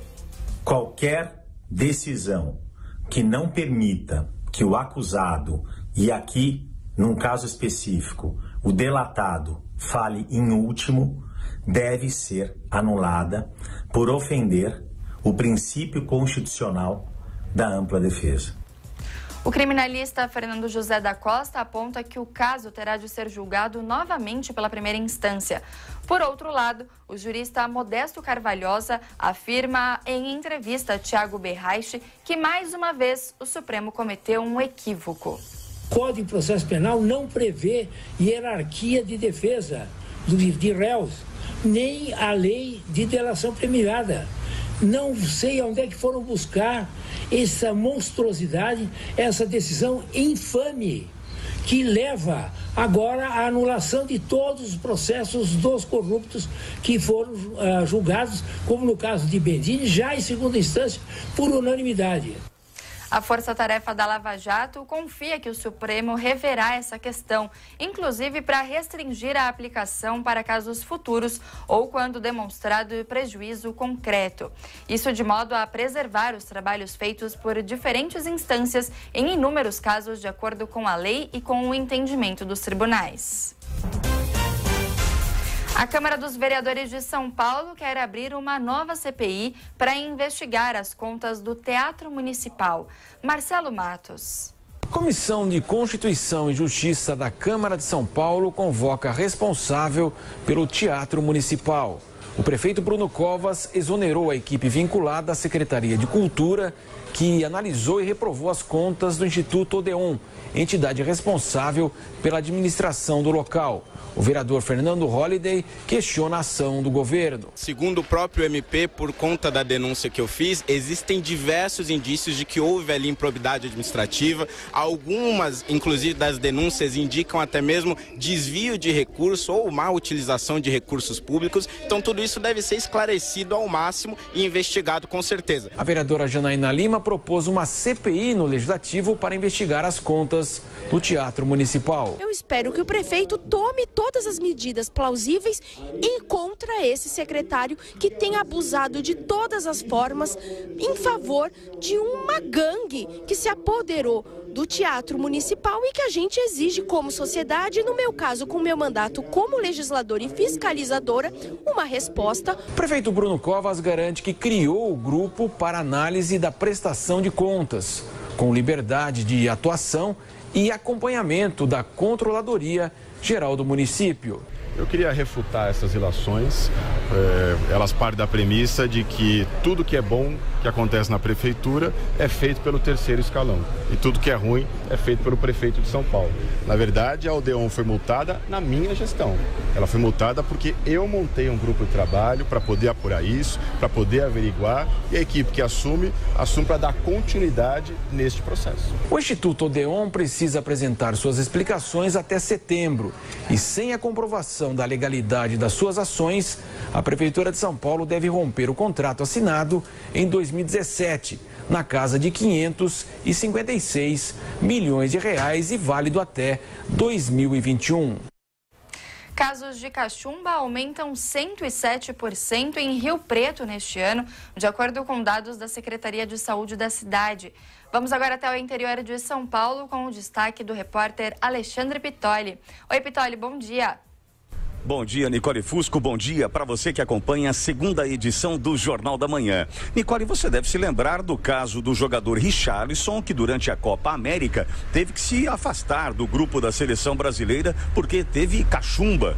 Pois é, casos dessa doença também avançaram na cidade de São José do Rio Preto neste ano de 2019. 107% de aumento, de 127 casos em 2018 para 263 casos em 2019. O grupo de maior incidência da doença são os adolescentes, jovens e adultos que deixaram de tomar o reforço da vacina, o que é orientado pela Organização Mundial de Saúde. A vacina indicada é a tríplice viral, que combate o sarampo, a rubéola e também a cachumba. Ainda segundo a Organização Mundial de Saúde, apenas 86% da população tem tomado as vacinas essenciais, quando o correto, o ideal, seria 95% da população vacinada. E um outro alerta, Nicole, cerca de 15% das crianças não estão sendo vacinadas, o que coloca essas crianças em risco para contrair, então, essas doenças. Alexandre Pitoli, para a Rede Jovem Pan. Obrigada, Pitoli, pelas informações. E agora são 11h50. O Brasil conquistou o 3º lugar geral no Mundial de Profissões Técnicas que aconteceu na Rússia. Quem conta os detalhes é o repórter Vitor Moraes. Mais uma vez, o Brasil mostrou para o mundo o alto nível de excelência da educação profissional no país. Em Kazan, na Rússia, aconteceu o World Skills, Campeonato Mundial de Profissões Técnicas. A delegação brasileira contou com 63 jovens, 56 deles treinados pelo Senai. Depois de 4 dias de provas em 56 modalidades, que reproduziram o dia a dia do mercado de trabalho, os brasileiros conquistaram 2 medalhas de ouro, 5 de prata, 6 de bronze, assim como 28 certificados de excelência em áreas estratégicas para a indústria do futuro. O diretor-geral do Senai, Rafael Lucchesi, disse que a cada 4 competidores brasileiros, 3 têm referência da WorldSkills. O Senai teve um nível de excelência excepcional nessa WorldSkills. Nós conseguimos 73% dos nossos representantes das ocupações com nível de excelência, sejam medalhas, sejam diplomas de excelência técnica. A China ficou em primeiro lugar e a Rússia em segundo. O Brasil manteve a tradição de bons resultados. Em 2015, quando a WorldSkills aconteceu em São Paulo, fomos campeões. Em Abu Dhabi, 2017, fomos vice. Segundo Lucchesi, o Brasil, como nação, precisa refletir sobre os resultados da competição, comemorar, é claro, e alterar sua matriz educacional para investir mais em educação profissional. O Brasil ainda tem um pequeno contingente de jovens que fazem educação profissional. Fica essa reflexão. Porque nos países desenvolvidos nós temos mais de 50% dos jovens fazendo educação profissional técnica junto com a educação regular. E no Brasil, pouco menos de 10%, pouco mais de 10% fazem educação técnica profissional. Além de sediar a WorldSkills, a educação profissional na Rússia faz parte de uma das prioridades do presidente Vladimir Putin. Os russos reformam as escolas nas 85 regiões para ampliar e fortalecer o ensino técnico. A ativista ambiental sueca Greta Thunberg chegou a Nova York para a cúpula da ONU após uma viagem de veleiro. Vamos aos Estados Unidos para saber mais informações com a repórter Mariana Jangiacomo. A ativista ambiental sueca Greta Thunberg, de apenas 16 anos, chegou a Nova York nesta quarta-feira a bordo de um veleiro que conta com painéis e turbinas que produzem energia, diminuindo o impacto no meio ambiente. Greta veio aos Estados Unidos participar de uma conferência sobre o clima na ONU e se recusou a viajar de avião por causa das emissões de carbono das aeronaves. A viagem, que começou no Reino Unido, durou 2 semanas e a adolescente foi acompanhada pelo pai. Greta ficou conhecida no ano passado, quando criou o movimento Fridays for the Future, ou Sextas-feiras para o Futuro, que incentiva jovens a fazerem greve e não irem à escola durante as sextas-feiras, exigindo políticas que favoreçam o meio ambiente. A repercussão das ideias de Greta foi tão grande que na sexta-feira de 15 de março deste ano, mais de 1.500.000 pessoas foram às ruas protestar contra as mudanças climáticas. Greta conheceu o Papa e foi até indicada para o Prêmio Nobel da Paz. Ao chegar a Nova York, disse que as pessoas sempre a perguntam sobre a postura do presidente dos Estados Unidos, Donald Trump, em relação aos assuntos do meio ambiente. A ativista disse que gostaria que Trump acreditasse nos cientistas, mas que não será ela, de todas as pessoas, quem irá fazer Trump mudar de ideia. Greta disse, então, que espera conseguir levar sua mensagem a outras pessoas ao redor do mundo e mandou uma mensagem aos jovens brasileiros. Greta falou que é preciso se conscientizar sobre o que está realmente acontecendo agora e quais podem ser as consequências do sistema atual.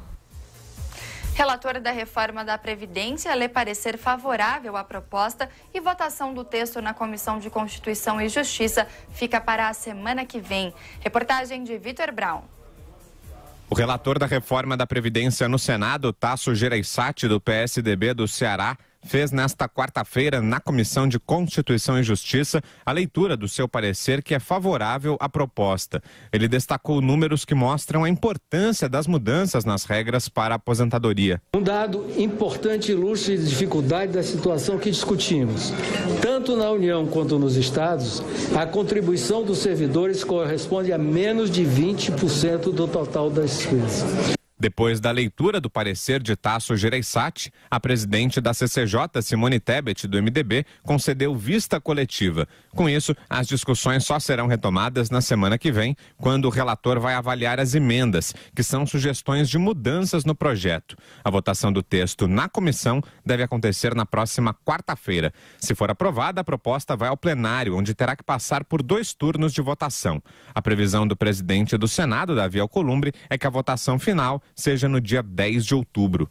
É o calendário que está estabelecido na primeira quinzena de outubro, digamos assim, mas a nossa conta é até dia 10 de outubro estarmos deliberando essa matéria em plenário em segundo turno. O parecer do relator, Tasso Gereissati, suprimiu alguns trechos da proposta aprovada na Câmara, como as mudanças nas regras para a concessão de aposentadorias especiais e do BPC, o benefício de prestação continuada.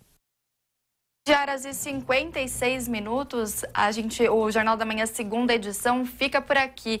Muito obrigada pela sua audiência, pela companhia de sempre. A gente se encontra amanhã, às 10 horas da manhã, pelo canal do YouTube Jovem Pan News, com imagens. E também, claro, no AM para todo o Brasil e para São Paulo também. Você fica agora com o Camisa 10, que você também acompanha pelo canal Jovem Pan Esportes. Um ótimo dia para você e até amanhã.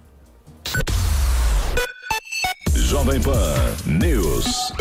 Jovem Pan.